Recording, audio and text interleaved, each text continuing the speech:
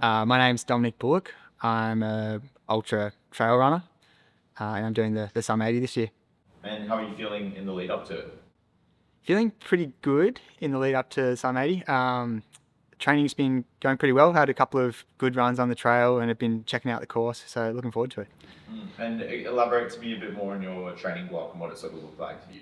Yeah, so the training block, I did Gold Coast half marathon a couple of weeks ago, and we are trying to kind of juggle both the half marathon training and the training for the Sum 80. So there was a lot of like long runs on Sundays as well as some kind of speed work, more half marathon specific stuff during the week and in the sessions. But I think the combination of the two are going pretty good, and the long runs have been feeling great. So they've been working well together. That's cool. And as your sort of race event changes every year, races you pick, do you tend to experiment with different styles of training?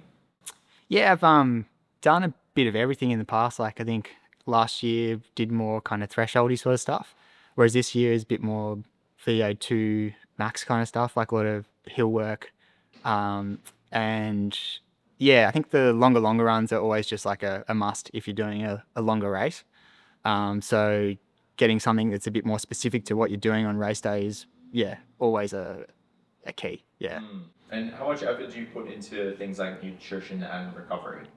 Yeah, nutrition and recovery. I've been pretty fortunate in the past. Like nutrition's gone fairly well. I think last year though at the Sum 50, I just had a shocker. So I took nowhere near enough and went out way too quick, and ended up blowing up really hard and struggling the last like 10Ks. So coming back to the race was a bit of kind of vengeance for me. I want to just have like a really good run and make sure I nail my nutrition. Um, yeah, but I think I've got like a little plan that I'm following, like 90 to 100 grams an hour, which should be fairly doable, and just stick to that and see how we go. And for you to give yourself the best race possible, what talk to me about your game plan for race day? Yeah, my game plan for race day, probably just going to try and find a pace that's manageable and stick to it the whole way. I think I'm not going to worry too much about who else is around and just focus on me and get through the race as best possible. I think 80Ks is a long way, and there's a lot that can go wrong. So you really got to be dialed in with how you're going to approach it. And I think that, yeah, this year that's the key kind of focus for sure. Where do your strengths and weaknesses lie on the trail? My strengths and weaknesses. I think I'm a really good flat runner. So I've came from like a track background and have like good speed on the flats. So any runnable sort of sections, I definitely want to be running. Uh, yeah, I think weaknesses kind of on technical terrain probably is not as natural to me as it is some other people. So just kind of get through those bits, and I think that fortunately you don't lose too much time on those technical bits. So I'm happy to give up a little bit of time there and make it up on a flat section where I know I can run someone down. And do you, in training, do you double down on your strengths or do you look to avenge your weaknesses and make them a strength? Yeah, it's a good question. So in training, do I focus on my weaknesses or train to my strengths? I think that focusing on the weaknesses is definitely where you can see a lot of improvement.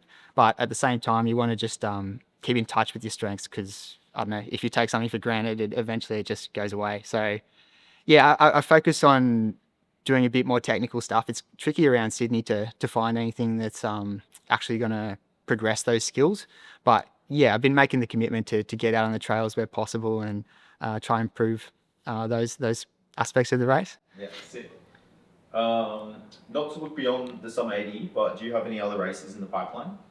Yeah, so I've got Bondi to Manly coming up too um, in October. It's similar. I think I had like a decent run there in the past as well, and just want to go back and have a good one. So yeah, this will be a good sort of step in the right direction for that too. So, what drew you to the 180k in the Sum 80? You obviously mentioned that you did the Sum 50 last year, but yeah, what drew you to come back and go bigger? I think that the trails that you get to run on are pretty special, and seeing the Sum 80 course was really exciting. Like you start in St Ives and you get to travel across like almost all of Sydney to Manly, which just on paper looks insane.